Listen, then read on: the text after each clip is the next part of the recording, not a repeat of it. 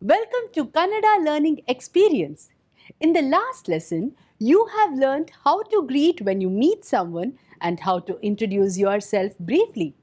While doing this, you have learned the basic pronouns in Kannada, that is, nanu, navu, neenu, neevu for I, we and you, and avanu, avalu, avaru, adu, avu, and their near counterparts ivanu, ivalu, ivaru, idu, ivu. Now, let's take a next step. We will see a conversation where people welcome their guests and make them feel at home. Keenly listen and try to follow their conversation. Catch as much as you can. ಓ ಬಂದ್ರು ನಮಸ್ಕಾರ. ಬನ್ನಿ ಚಂದ್ರ ಅವರೇ. ನಮಸ್ಕಾರ. ಬನ್ನಿ ಸುಜಾತ ಅವರೇ, ಕೂತ್ಕೊಳ್ಳಿ. ಕೂತ್ಕೊಳ್ಳಿ ಸುಜಾತ. ನೀವು ನಿಂತೇ ಇರ್ತೀರಾ? ಇಲ್ಲ, ನಾವು ಕೂತ್ಕೋತೀವಿ. ಕೂತ್ಕೊಳ್ರಿ. ಹೇಗಿದ್ದೀರಾ? ನಾವು ಚೆನ್ನಾಗಿದ್ದೀವಿ. ನೀವು ಚೆನ್ನಾಗಿದ್ದೀರಾ? ಚೆನ್ನಾಗಿದ್ದೀವಿ. ತಂದೆ ತಾಯಿ ಎಲ್ಲ ಹೇಗಿದ್ದಾರೆ? ಚೆನ್ನಾಗಿದ್ದಾರೆ. ವಯಸ್ಸಾಯ್ತಲ್ಲ. ಅದೇನೋ ನಿಜ, ವಯಸ್ಸಾದ ನಂತರ ಹೌದು, ಚೆನ್ನಾಗಿ ನೋಡ್ಕೋಬೇಕು ಅಷ್ಟೇ. ಸುಜಾತ ಅವರೇ, ಆರಾಮಾಗಿ ಕೂತ್ಕೊಳ್ಳಿ. ಆರಾಮಾಗೇ ಇದ್ದೀನಲ್ಲ. ಅಲ್ಲ, ಚೇರನ್ ತುದಿ ಕೂತಿದ್ರಲ್ಲ. ಮಕ್ಕಳೆಲ್ಲ ಸ್ಕೂಲ್ಗೆ ಹೋಗಿದ್ದಾರೆ, ಸಂಜೆ ಬರ್ತಾರೆ. ಏನ್ ತಗೋತೀರಿ? ಕಾಫಿ, ಟೀ, ಏನಾದ್ರೂ ಶರ್ಬತ್ತು? ಏನಾದ್ರೂ ಆಗ್ಬೋದು. ಟೀ ತಗೊಳ್ಳೋಣ. ಇನ್ನು ಸ್ವಲ್ಪ ಹೊತ್ತು ಬಿಟ್ಟು ತಗೊಳ್ಳೋಣ. ಇವಾಗ ಒಂದ್ ಸ್ವಲ್ಪ ಹೊತ್ತು ಮಾತಾಡೋಣ. ಹೌದು, ನಾವು ಬಂದಿದ್ದು ಯಾಕಂದ್ರೆ It was a free conversation. If you didn't follow fully, don't worry. You just think of a few words which you picked up here. Maybe Namaskara, Bunny, please come. Kutkoli, please sit down. Anna, elder brother. Hegiddiri, how are you? Channagiddini, I am fine. Makkalu, children. ಏನು ತಗೋತೀರಿ? What would you like to have? And the like, okay? Now, let's learn some new structures in this lesson. In the previous lesson, you have learned the basic pronouns. For example, Nanu Lakshmi, Nanu teacher. How do we say my name is Lakshmi instead of saying I am Lakshmi? Here, Nanu becomes Nanna. Nanu Lakshmi. ನನ್ನ ಹೆಸರು ಲಕ್ಷ್ಮಿ. ಇದು ನನ್ನ ಮನೆ. This is my house. ಅವಳು ನನ್ನ ಮಗಳು. She is my daughter. Tell me, how do you say this is my book? Good. ಇದು ನನ್ನ ಪುಸ್ತಕ. This is my mobile. ಇದು ನನ್ನ mobile. Very good. In all places ನಾನು becomes nanna. Nanu becomes nanna. Can you tell me? You, neenu, becomes what? Very good. You got it right. Neenu becomes ninna. You become your.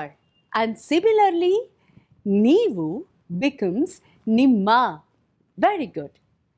Adu nimma college. ಅವರು ನಿಮ್ಮ ಮಕ್ಕಳು. Changing other pronouns is easier than this. Let's see. He, avanu, becomes avana, his. Avanu, avana. Now, you can guess how avalu and avaru change.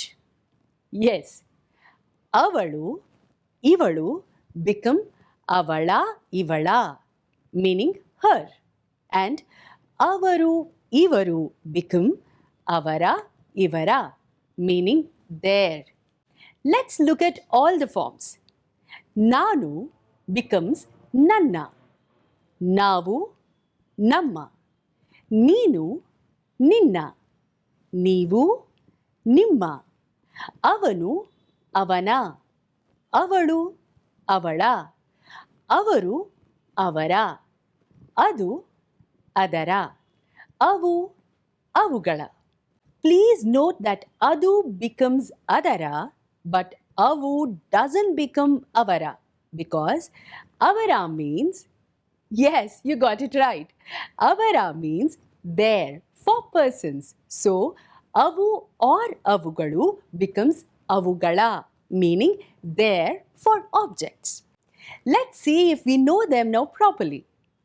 Change this sentence following the model. Nanu Geeta should be changed to Nanna hesaru Geeta. Avaru Ramu. Good. Avara hesaru Ramu. Adu Tommy. Adara hesaru Tommy. Neevu Arvind. Nimma hesaru Arvind. Very good.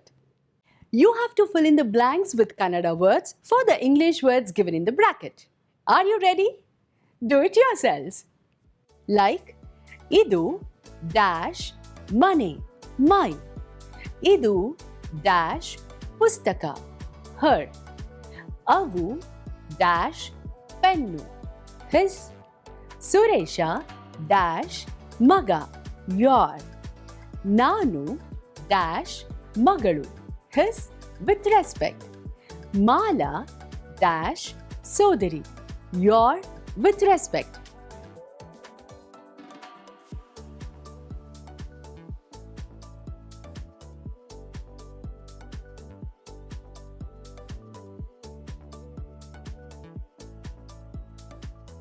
Very good.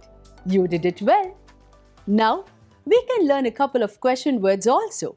For example, ಏನು, ಯಾರ, ಯಾವುದರ.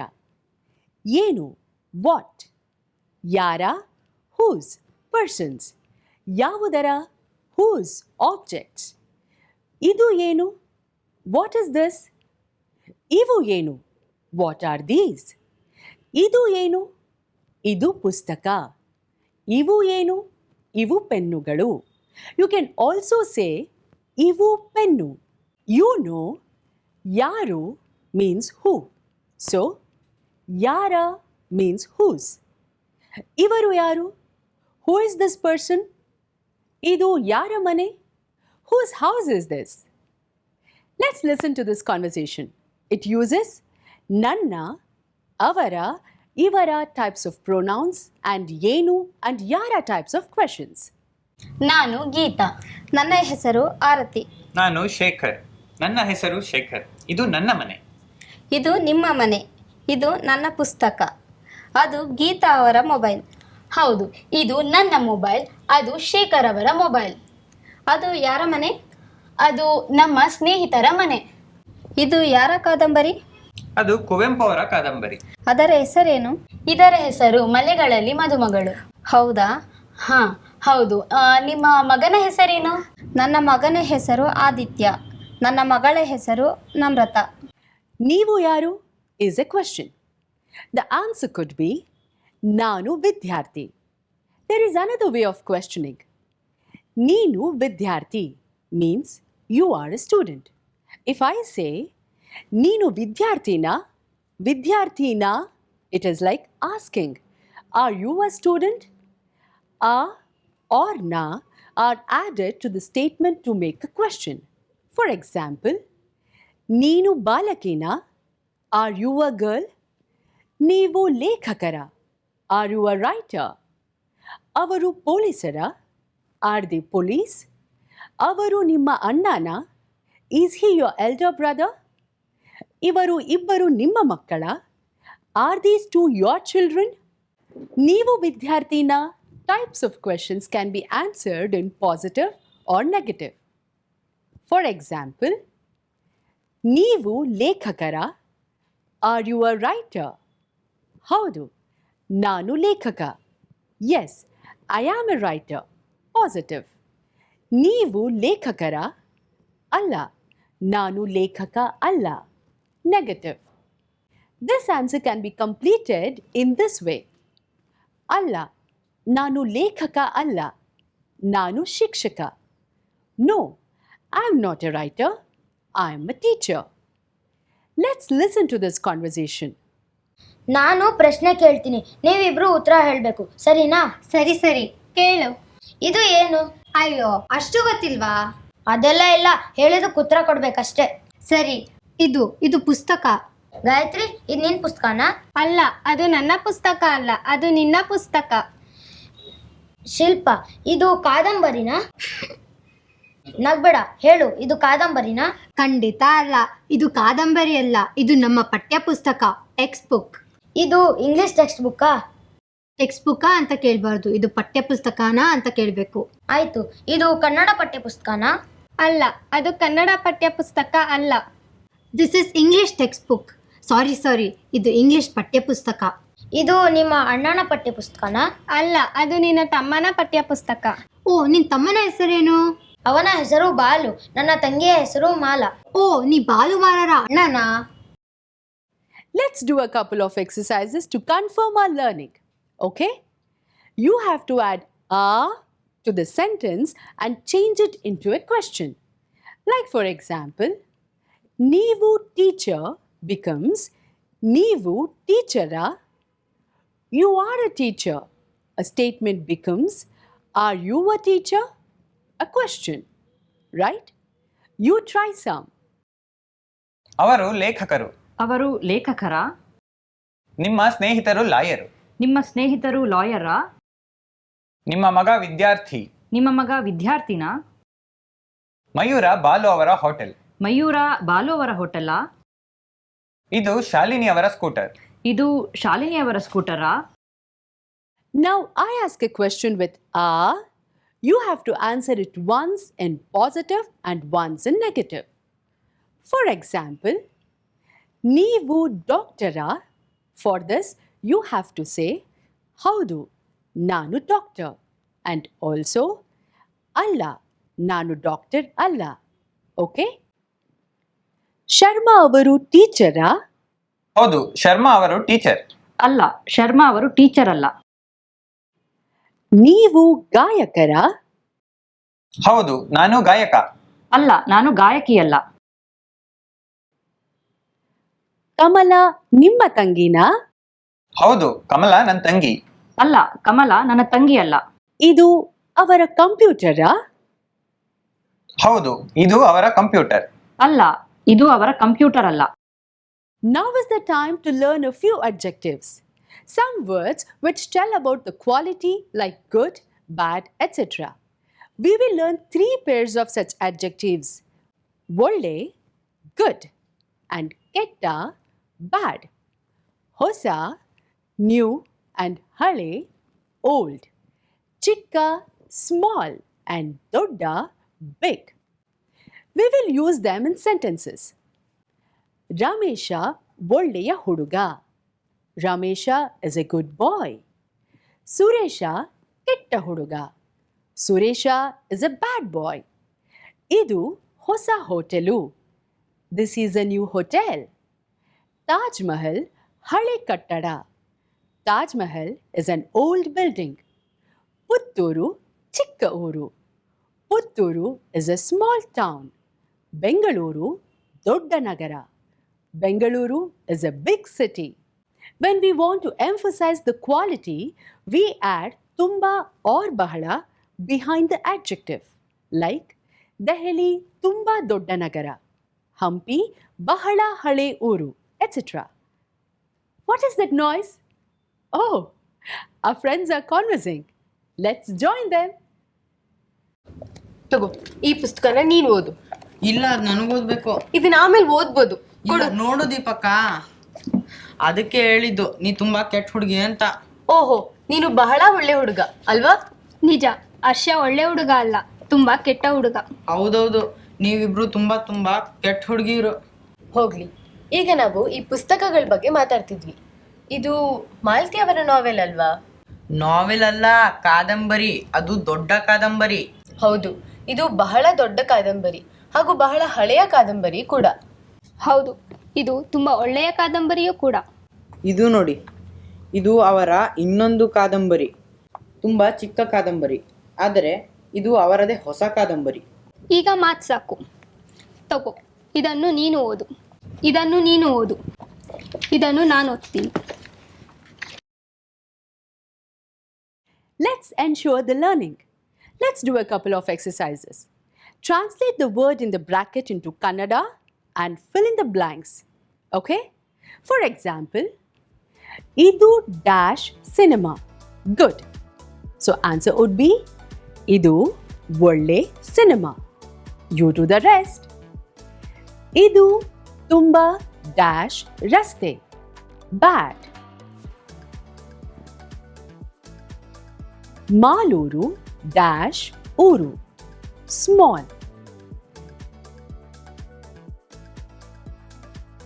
Delhi bahala dash nagara. Big. Avaru dash snehitaru. Old. ಇವಳು ಬಹಳ dash ವಿದ್ಯಾರ್ಥಿನಿ. New. Suma ತುಂಬಾ dash teacher. Good. Very good. I will repeat them. ಇದು ತುಂಬ ಕೆಟ್ಟ ರಸ್ತೆ. ಮಾಲೂರು ಚಿಕ್ಕ ಊರು. ದೆಹಲಿ ಬಹಳ ದೊಡ್ಡ ನಗರ. ಅವರು ಹಳೆಯ ಸ್ನೇಹಿತರು. ಇವಳು ಬಹಳ ಹೊಸ ವಿದ್ಯಾರ್ಥಿನಿ. ಸುಮಾ ತುಂಬ ಒಳ್ಳೆ teacher. I give a sentence with an adjective. You have to change the sentence with its opposite adjective. For example, if I say, ಗುಹೆ ಬಹಳ ಒಳ್ಳೆ ಕಾದಂಬರಿ, you have to say, ಗುಹೆ ಬಹಳ ಕೆಟ್ಟ ಕಾದಂಬರಿ. ಶಾಂತಿ ಹಳೆ ಹೋಟೆಲು. ಶಾಂತಿ ಹೊಸ ಹೋಟೆಲು. ಇದು ನನ್ನ ಚಿಕ್ಕ ಮನೆ. ಇದು ನನ್ನ ದೊಡ್ಡ ಮನೆ. ಇದು ಅವರ ಹೊಸ ಕಾರು. ಇದು ಅವರ ಹಳೆ ಕಾರು. ಇದು ಬಹಳ ಕೆಟ್ಟ ರಸ್ತೆ. ಇದು ಬಹಳ ಒಳ್ಳೆ ರಸ್ತೆ. Very good. You have done a lot of learning today. Go through the lesson again and make sure that you have learned all the elements in the lesson. Only then you proceed to the next lesson. Happy learning. Bye.